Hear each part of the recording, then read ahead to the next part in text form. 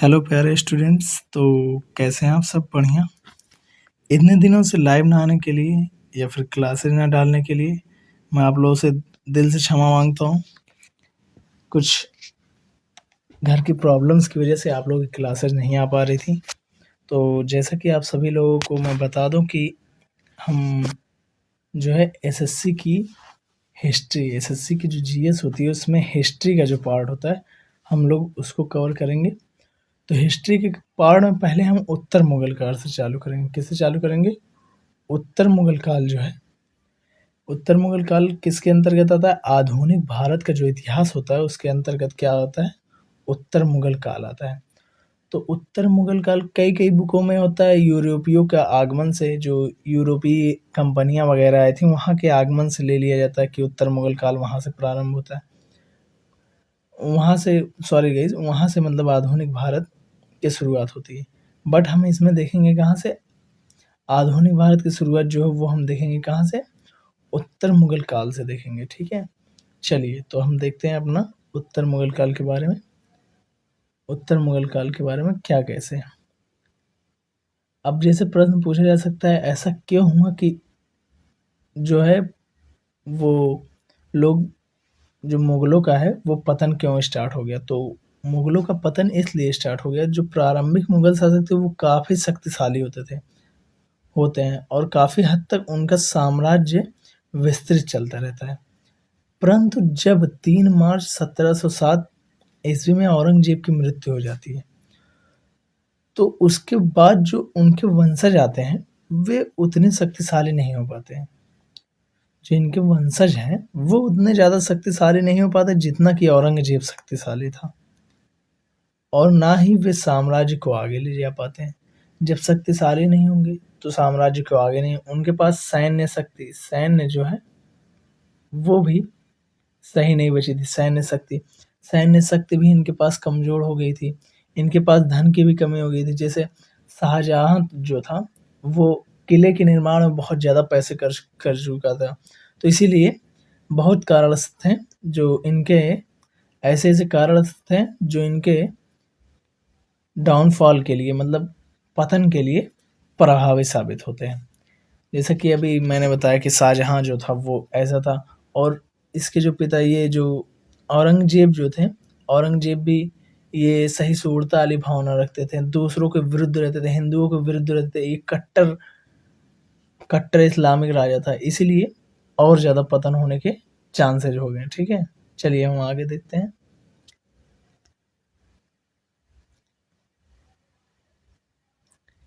इन्हीं असक्षम मुगल वंशजों अर्थात औरंगजेब के बाद के शासकों के अध्ययन को हम उत्तर मुगल काल कहते हैं। ठीक है, तो चलिए हम उत्तर मुगल कालीन शासकों में के बारे में जानते हैं कि क्या कैसे हैं वो लोग।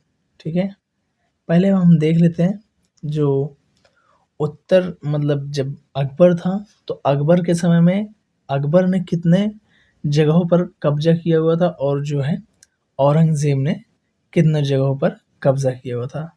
तो अकबर के द्वारा आप लोग देख सकते हैं काबुल वगैरह, ये सब कुछ पूरा अकबर के द्वारा। यहाँ पर देखिए दिया हुआ ना, पीले कलर से जो है वो अकबर का है, और औरंगजेब ने जो बनाया है वो औरंगजेब का है। इन दोनों ने सबसे ज़्यादा विस्तार किया है, इन दोनों ने मिलके सबसे ज़्यादा विस्तार किया है। ठीक है, ये हमारा जो है हो जाता है अकबर के द्वारा। ठीक है, ये इतना अकबर ने बनाया है। और बाकी जो नीचे के देख रहे हैं आप ऑरेंज कलर के पार्ट, वो जो है, ये जो ऑरेंज कलर के पार्ट्स हैं ये किसने बनाए हैं? हमारे कब्जा किए थे औरंगजेब ने। औरंगजेब का विस्तार यहाँ तक था शासनकाल, ये पूरा औरंगजेब के समय में ये पूरा था। ठीक है, और अकबर के समय में ये इतना था सिर्फ।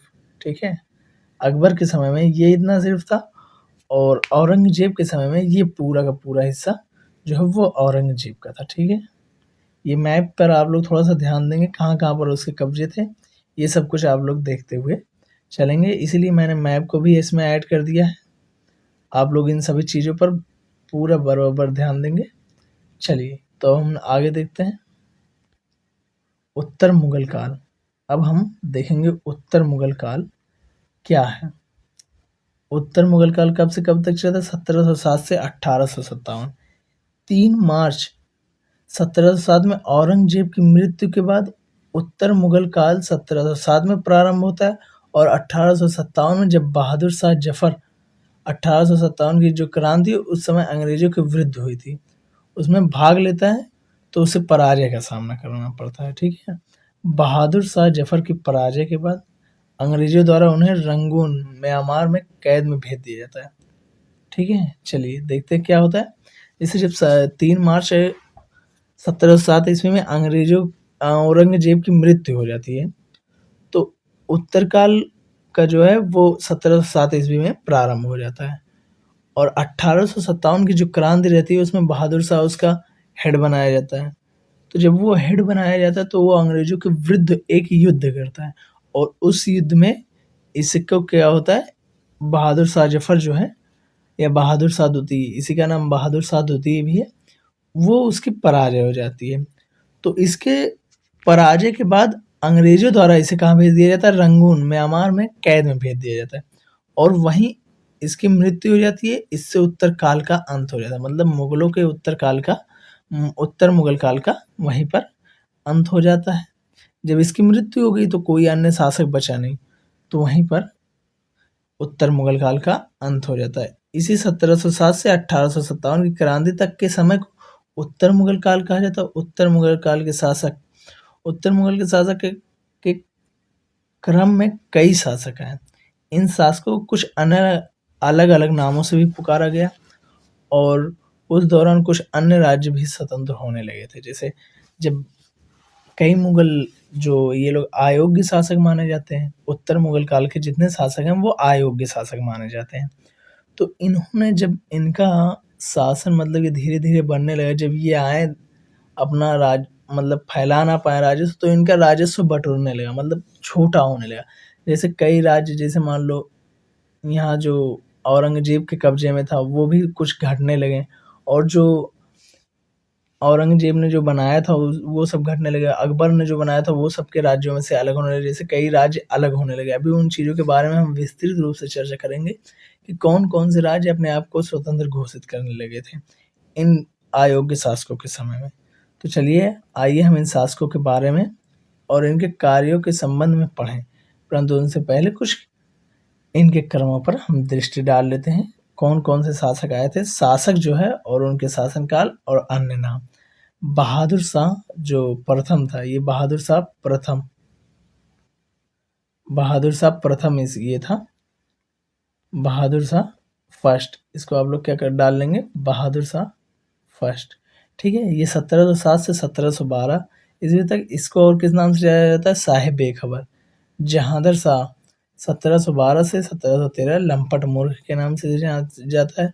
फर्रुख सियर 1713 से 1719 इसे घृणित कायर के नाम से जाना जाता है। ठीक है, रफ़ी-उद-दर्जात जो है वो 1719 में बना था। ये कुछ महीनों का राजा, सबसे कम महीनों तक ये मुगल काल का राजा रहा। और रफ़ी-उद-दौला ये भी जो है 1719 में बना था, ये भी कुछ ही महीनों के लिए बना था।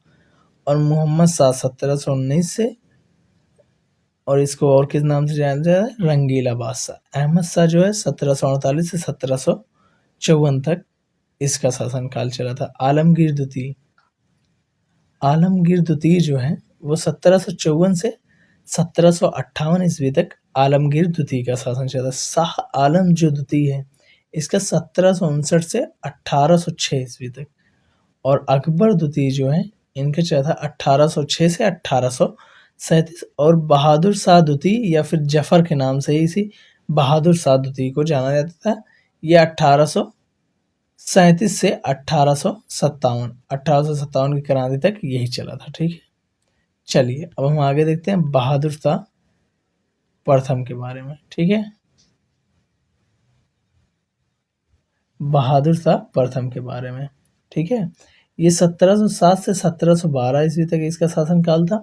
औरंगजेब के 3 पुत्र थे, मुअज्जम, आजम और कामबख्श।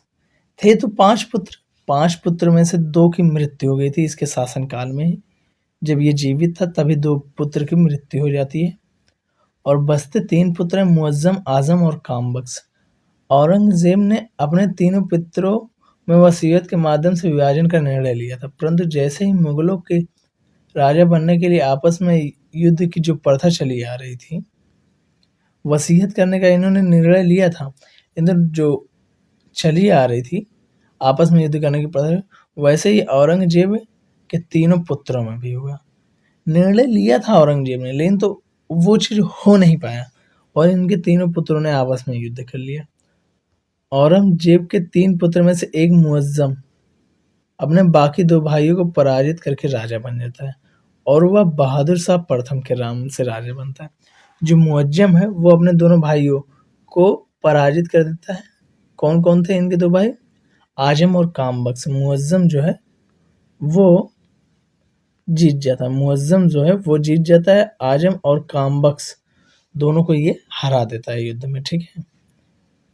उत्तराधिकार का युद्ध, ठीक है। मुअज्जम ने बहादुर शाह के नाम से अपने आप को राजा की गद्दी पर स्थापित कर लिया और अपने दोनों भाइयों को अपने अधीन करने के लिए उनसे 2 युद्ध लड़े। पहला युद्ध आगरा के पास जजाओं का युद्ध लड़ा गया, जिसमें मुअज्जम और आजम के बीच युद्ध हुआ, ठीक है। और इसमें मुअज्जम की जीत विजय प्राप्त हुई। मुअज्जम ही हर बार जीतता है, आजम और कामबख्श दोनों हार जाते हैं, ठीक है। और दूसरा युद्ध, ये जजाओं का युद्ध, आप लोग ये हाईलाइट कर लीजिएगा, इसको आप लोग लिख लीजिएगा, ठीक है। जजाओं का युद्ध जो है ये आप लोग लिख लेंगे। जजाओं का युद्ध किसके किसके बीच लड़ा गया था? मुअज्जम और आजम के बीच लड़ा गया था, ठीक है। चलिए अब आगे देखते हैं। दूसरा युद्ध दक्षिण भारत में बीजापुर का युद्ध लड़ा गया, ठीक है। दूसरा युद्ध दक्षिण भारत में बीजापुर के युद्ध में, जिसमें मुअज्जम और कामबख्श के बीच हुआ। मुअज्जम को विजय प्राप्त हुई। इस प्रकार उसने अपने भाइयों के साथ 2 युद्ध लड़े और स्वयं को सर्वश्रेष्ठ राजा बनाया। बहादुर शाह के नाम से शासन करता है, ठीक है। यह राजा बनने के बाद केवल 5 साल तक ही जीवित रह पाता है। इसके साथ ही उसे खफी खां के द्वारा साहिब बेखबर की उपाधि दी जाती। अब ये चीज प्रश्न पूछ सकता है कि उसे किसके द्वारा साहिब बेखबर की उपाधि दी जाती है? साहिब बेखबर की उपाधि किसके द्वारा दी जाती है? तो खफी खां जो था उसके द्वारा साहिब बेखबर की उपाधि इसे दी जाती, ठीक है। बहादुर शाह ने अपने पिता औरंगजेब की असहिष्णुता नीति, जैसे कि हिंदुओं के साथ कट्टरता, भारतीय शासकों के साथ कड़ा व्यवहार, धार्मिक नीतियां, राजपूत नीतियां, इन सभी को बदलते हुए सहिष्णुता नीति अपनाई। जैसे भारतीय शासकों के साथ जैसे मराठा, सिख, राजपूत एक मिलीजुली नीति अपनाई, ठीक है। इन सब के साथ इन्होंने क्या किया? बहादुर शाह प्रथम ने अपने पिता जो औरंगजेब थे उनकी असहिष्णुता की जो नीति थी, मतलब बुरा व्यवहार वो जो करते थे, उसको इन्होंने हटा दिया। उनके साथ सहनशीलता के साथ व्यवहार करने लगे। कहा जाता है कि औरंगजेब की मृत्यु होती है तब सिखों के 10वें गुरु गोविंद सिंह के साथ मुगलों की संधि हो गई थी, ठीक है, जब औरंगजेब की मृत्यु होती है। परंतु औरंगजेब की मृत्यु के बाद गुरु गोविंद सिंह की हत्या हो जाती है, जिसके बाद सिखों का प्रमुख बंदा बहादुर से मुगलों के संबंध खराब हो जाते हैं। जो बंदा बहादुर है उसका जो संबंध है वो उससे मुगलों से खराब हो जाता है। अन्य भारतीय शासकों के साथ बहादुर शाह के समय में मुगलों के संबंध ठीक रहते हैं, ठीक है। अन्य जो भारतीय शासक थे उनके साथ बहादुर शाह का जो समय है, बहादुर शाह का जो है वो अच्छा व्यवहार रहता है, बट बंदा बहादुर जो है इसका मुगलों के साथ संबंध खराब हो जाता है, ठीक है। चलिए हम आगे देखते हैं। अब कौन आ जाता है? जहादर शाह। जो इनके पौत्र, एक चीज इसमें देखिए लिखा हुआ नहीं है, जो इनके पौत्र थे साहू, एक सेकंड रुक जाइए मैं लिख देता हूँ, नोट डाउन कर देता हूँ।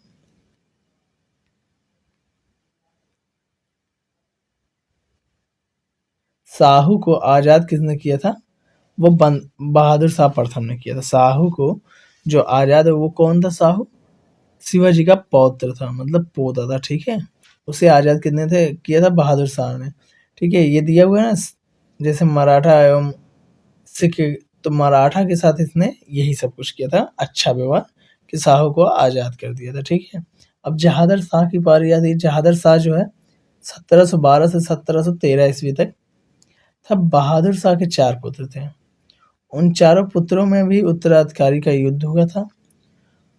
उस समय एक शक्तिशाली सामंत था जिसका नाम जुल्फिकार खां था। उसने जहादर शाह का साथ दिया था। ठीक है, एक शक्तिशाली सामंत था। कौन था वो? जुल्फिकार खां था, जिसने जहादर शाह का साथ दिया। तो बहादुर शाह के जो 3 अन्य पुत्र थे उससे उसने युद्ध में हराते हुए कमजोर पुत्र ही शासक बन जाता है। देखिए क्या दिया हुआ है इसमें। उस समय एक शक्तिशाली सामंत जिसका नाम जुल्फिकार का था उसने जहादर शाह का साथ दिया, जिसके कारण बाकी 3 भाइयों को हराते हुए सबसे कमजोर पुत्र ही शासक बन जाता है। मतलब जहादर शाह जो था वो सबसे कमजोर पुत्र था और इसे लंपट मूर्ख भी कहा गया। देखिए यहाँ पर दे दिया है, इसे लंपट मूर्ख भी कहा जाता है। शासक बनते ही जहादर शाह ने जुल्फिकार को वजीर का पद प्रदान कर दिया। वजीर बनने के बाद वास्तविक सत्ता जुल्फिकार खां ही चलाने लग जाता है। जो ये वजीर जब बन जाता है जुल्फिकार खां तो ये खुद ही सत्ता चलाने लग जाता है। ठीक है, चलिए हम आगे देखते हैं। आगे क्या है? इस दौरान जहादर शाह लाल कुंवरी नामक वैश्या के साथ संबंध के कारण चर्चा में रहता है, जिसके कारण वह राजपाट में ज्यादा रुचि नहीं रखता। जब ये वैश्या, जैसे अगर आप स्त्री के साथ ज्यादा संबंध रखें, किसी वैश्या ऐसी महिलाओं के साथ जो कि आपको ले डूबेंगी, उनके साथ अगर आप रखते तो आप भी किसी भी चीज में रुचि नहीं दे पाएंगे, खास करके अपने पढ़ाई में एकदम रुचि नहीं दे पाएंगे। ठीक है, तो वही चीज कहा जा रहा है इसमें। देखिए बताया गया जिसके कारण वह राजपाट में ज्यादा रुचि नहीं रख पाता और वास्तविक सत्ता जुल्फिकार खां ही चलाता है। इसके समय में भी बंदा बहादुर को छोड़कर अन्य भारतीय शासकों के साथ मुगल संबंधों में अच्छे थे। मतलब बंदा बहादुर जो था वो मुगलों को साथ हाथ धोकर उनके पीछे पड़ गया था और बाकी जितने भी राजा थे उनका मुगलों के साथ अच्छा संबंध रहा। ठीक है, यह केवल 1 वर्ष शासन करता है और उसका पूरा शासन उसके वजीर के द्वारा चलाया जाता था और साथ ही साथ वह किसी भी प्रकार से संस्कारी नहीं था। इसके अंदर जो है जो जहादर था, इसके अंदर जो है एक भी प्रकार का संस्कार नहीं था। इस क्रम में सैयद बंधुओं का दौर शुरू होता है। जो सैयद बंधु है इनका दौर शुरू हो जाता है। सैयद बंधु 2 भाई होते हैं। ये सैयद बंधु फर्रुखसियर का साथ देते हैं और फर्रुखसियर जहादर शाह को मारने में सफल हो जाता है। फर्रुखसियर जो है वो जहादर शाह को मारने में सफल हो जाता है। और अब पूछ सकता है कि फर्रुखसियर की मदद किसने की थी जहादर शाह को मारने में? तो जहादर शाह को मारने में फर्रुखसियर की मदद सैयद बंधुओं ने की थी और ये 2 भाई थे सैयद बंधु। ठीक है, और फर्रुखसियर कौन था? जहादर शाह का भतीजा था। ठीक है, चलिए हम आगे देखते हैं। फर्रुखसियर का शासनकाल 1713 से 1719। औरंगजेब की मृत्यु के बाद से ही मुगल दरबार में 2 व्यक्तियों का प्रभाव बढ़ता जा रहा था जिन्हें सैयद बंधु कहा जाता। उनका प्रभाव यहाँ तक बढ़ गया कि वे राजाओं का निर्माण करने लगे। सोच लीजिए, अब सैयद बंधु इतने शक्तिशाली हो चुके थे कि इनका इतना ज्यादा प्रभाव बढ़ गया था कि ये राजा तक बनाने लगे, ये खुद का राजा बनाने लगे। ये जो डिसीजन ले रहे थे कि हाँ ये राजा बनेगा तो ये राजा बनता था। इसको शासन बनाने में सबसे बड़ा सहयोग सैयद बंधुओं का होता है। ठीक है, जो भारतीय क्षेत्र में 2 मुसलमान भाई अब्दुल्ला खां एवं हुसैन खां थे। ठीक है, सैयद बंधुओं के क्या क्या नाम थे? अब्दुल्ला खां एवं हुसैन खां थे, जिनके पास वजीर समान शक्ति थी, अर्थात सैन्य शक्ति थी। ठीक है, जिसके सहयोग के कारण फर्रुखसियर सत्ता प्राप्त करता है। फर्रुखसियर जो है वो सत्ता प्राप्त करता है और इसे घृणित कायर के नाम से भी जाना, फर्रुखसियर को ही घृणित कायर के नाम से जाना जाता है। ठीक है, चलिए हम आगे देखते हैं। फर्रुखसियर ने शासक बनने के साथ सैयद बंधुओं को इनाम स्वरूप अब्दुल्ला खां को वजीर का पद पर, अब्दुल्ला खां जो था उसको इन्होंने वजीर का पद प्रदान कर दिया और हुसैन खां को मीर बख्शी बनाया, जो सैन्य संबंधी कार्यों को संभालता था। मीर बख्शी क्या होता है, जो सेनापति होते हैं उन्हीं को मीर बख्शी कहा जाता है, ठीक है। इसके समय बंदा बहादुर को 1716 में दिल्ली में फांसी दे दी जाती है। बंदा बहादुर कौन था, अभी मैंने बताया था कि मराठाओं का राजा था बंदा बहादुर, ठीक है। उसको दिल्ली में फांसी दे दी जाती है 1716 में। 1717 में अंग्रेजों को फर्रुख सियर ने शाही फरमान दिया था। 1717 में, याद कर लेंगे, शाही फरमान दिया था। ये पूछा जा सकता है कि शाही फरमान किसके समय में मिला था अंग्रेजों को, तो फर्रुख सियर के, ठीक है। फर्रुख सियर के समय में शाही फरमान मिला था अंग्रेजों को। कब? 1717 में। शाही फरमान क्या होता है? शाही फरमान के तहत अंग्रेजों को साल में 3000 की कीमत के बदले बंगाल के क्षेत्र में मुक्त व्यापार करने की अनुमति दी गई। मुफ्त क्षेत्रों में कर मुक्त व्यापार करने की अनुमति दे दी गई थी, ठीक है। ये देखिए, इससे अंग्रेजी कंपनी के लिए मैग्ना कार्टा कहा जाता है। इसे जो शाही फरमान था, इसी को क्या कहा जाता था? मैग्ना कार्टा कहा जाता था, ठीक है। चलिए हम आगे देखते हैं। शाही फरमान से क्या होता है, ये चीज आप लोग देख लीजिए। पूछा जा सकता है कि कर मुक्त व्यापार करने के लिए बंगाल में अंग्रेजों को किसने दिया था ऑर्डर, तो वो जो कौन था, फर्रुख सियर था। फर्रुख सियर ने राजस्थान के राजा जयसिंह को सवाई की उपाधि दी थी और सवाई राजा जयसिंह के नाम से उन्हें जाना जाता है, ठीक है। राजा जयसिंह को सवाई के नाम से उपाधि दी थी, ठीक है। चलिए हम आगे देखते हैं।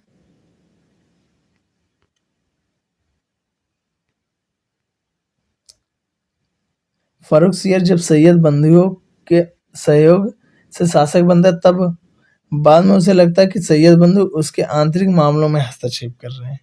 इसके बाद में वह अब इन सैयद बंधुओं को हटाना चाहता है, परंतु सैयद बंधुओं ने फर्रुख सियर की हत्या करवा दी और वे नए शासक का चयन करते हैं, ठीक है। कौन था नया शासक? रफी उद दर्यात। रफी उद दर्यात 1719 में ये जो है वो बन जाता है। सैयद बंधु रफी उद दर्यात को शासक बनाते हैं। जो सैयद बंधु हैं वो 1719 में रफी उद दर्यात को क्या बनाते हैं? राजा बनाते हैं। सैयद बंधु ने रफी उद दर्यात को फरवरी 1719 में बादशाह घोषित किया और जून 1719 तक फेफड़े की बीमारी से मृत्यु हो जाती है। किसकी? रफी उद दर्यात की। पूछा जा सकता है फेफड़े की बीमारी के कारण किसकी मृत्यु हो गई थी, तो रफी उद दर्यात की मृत्यु हो जाती है, ठीक है। रफी उद दौला। रफी उद दौला के बारे में चलिए हम देखते हैं। इसके बाद सैयद बंधु ने रफी उद दौला को बादशाह बनाते और इसकी भी मृत्यु फेफड़े की बीमारी से सितंबर 1719 में हो जाती है। ये लोग दोनों लोगों को बनाए, जैसे रफी उद दौला को और रफी उद दर्यात को, तो दोनों की मृत्यु कैसे होती है? फेफड़े की बीमारी के कारण। यह दोनों कुछ महीनों के लिए शासक बनते हैं और दोनों की बीमारियों की वजह से जल्दी मृत्यु हो जाती है। इन दोनों को भी शासक सैयद बंधु के योगदान से बनाया जाता है। इस कारण से सैयद बंधु को शासक निर्माता की उपाधि या शासक निर्माता के रूप में भी जाना जाता है, ठीक है। चलिए हम आगे देखते हैं। मोहम्मद शाह, इसके बारे में अब हम कल डिटेल से फिर से पढ़ेंगे मोहम्मद शाह से। तो आज के लिए बस इतना ही। Thank you so much for watching my video. बस जल्दी आप लोगों से हम मिलते हैं अपने नेक्स्ट वीडियो में। तब तक के लिए bye bye, tata, see you. और आप लोग क्लासेज को इसी तरीके से प्यार मोहब्बत से देखते रहें और अपने दोस्तों के पास ज़्यादा से ज़्यादा शेयर करते रहें। और आप लोगों से मुलाकात होगी जल्द ही दूसरी वीडियो में दूसरे पार्ट के साथ। और आप लोगों को पूरा का पूरा उम्मीद है कि पूरा का पूरा सिलेबस कराया जाएगा। रीजनिंग की जैसे कि कुछ क्लासेज हुई हैं, काउंटिंग ऑफ फिगर्स रीजनिंग हमने कंप्लीट कर दी है। अब आगे उसकी क्लासेज चलेंगे प्रॉपर तरीके से, लेकिन थोड़े थोड़े समय पे चलेंगे। जैसे एक एक सब्जेक्ट की कुछ क्लासेज आ जाएंगी, फिर कुछ सब्जेक्ट की क्लासेज आएंगी, क्योंकि अकेला मैं ही हूँ सब कुछ देखने वाला, तो अकेला मुझे ही पढ़ाना है सब। बाकी अगर मैम आती हैं तो मैम आप लोगों को कुछ ना कुछ पढ़ाएंगी। तब तक के लिए बाय बाय। और वीडियो अच्छी लगी हो तो शेयर करें और अपने दोस्तों को ज़रूर से बताएं क्लासेज स्टार्ट हो गई।